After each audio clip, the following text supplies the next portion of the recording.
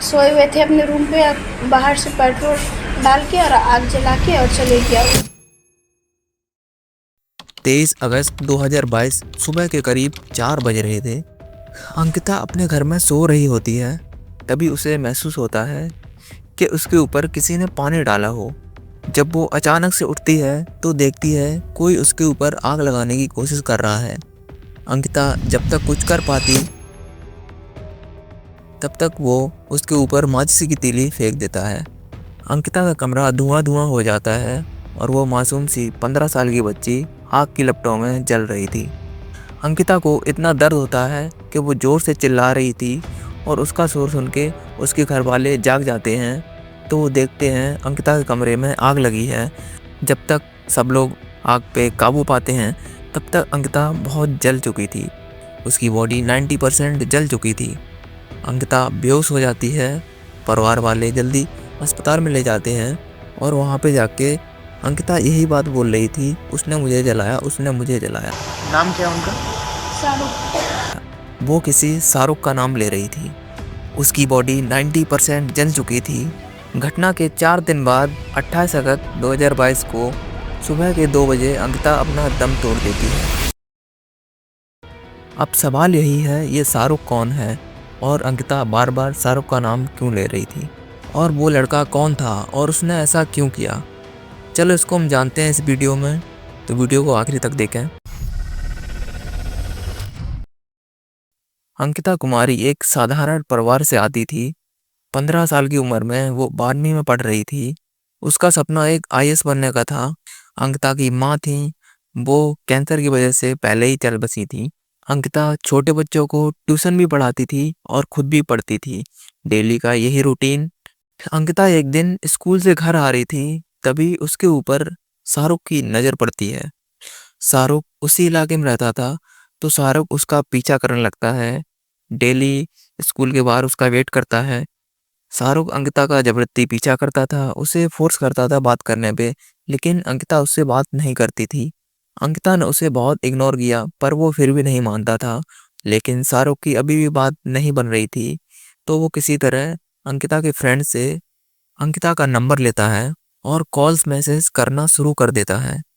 खैर अंकिता शाहरुख को वहाँ भी सीरियस नहीं लेती है और उसको इग्नोर करती है। लेकिन बात बढ़ती रहती है तो शाहरुख उसको धमकी देने लगता है। फिर अंकिता शाहरुख को ब्लॉक कर देती है, लेकिन शाहरुख नहीं मानता है।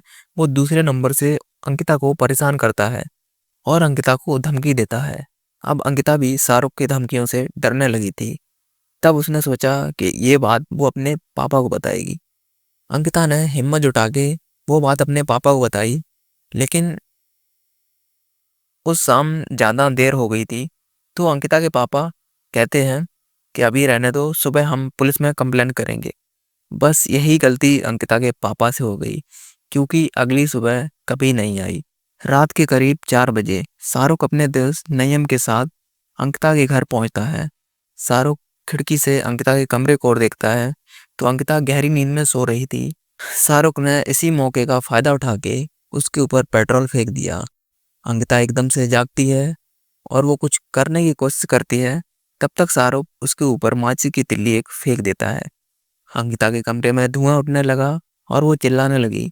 अंकिता का शोर सुन के उसके घर वाले जाग जाते हैं और आते हैं तो देखते हैं कि अंकिता के कमरे से धुआं उठ रहा है। तो घर वाले कैसे भी करके कंबल डाल के उसे जैसे तैसे बचाते हैं।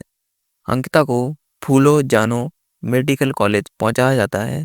अंकिता की हालत इतनी बिगड़ चुकी थी कि उसकी 90% बॉडी जल चुकी थी। अंकिता बोलने की हालत में नहीं थी, फिर भी उसने बयान दिया कि शाहरुख ने ये सब किया है। मामला सामने आया तो गांव वाले गुस्से में आ गए, लेकिन हैरानी तब हुई जब स्थानीय पुलिस ऑफिसर ने उसे बालिग बताकर मामला को रफा दफा करने की कोशिश की। जब दबाव बढ़ा तो शाहरुख और उसके दोस्त नईम को गिरफ्तार किया गया। जांच में सामने आया कि शाहरुख ने पहले भी ऐसी हरकतें की हैं।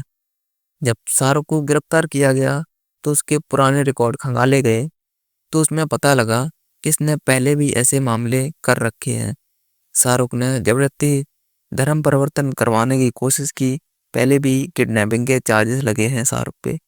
2 साल बाद 24 मार्च 2024 को दुमका जिले अदालत ने शाहरुख को उम्र कैद की सजा सुनाई और परिवार को 10 लाख रुपए मुआवजा भी दिया। ये कहानी सिर्फ एक लड़की की नहीं है, ये कहानी है कैसे चुप रहने से कितना बड़ा हादसा हो सकता है। कभी-कभी चुप रहना भी खतरनाक होता है। जितना भी कहो, अंकिता को इंसाफ तो मिला, लेकिन इससे परिवार का दर्द कम हुआ? शायद नहीं।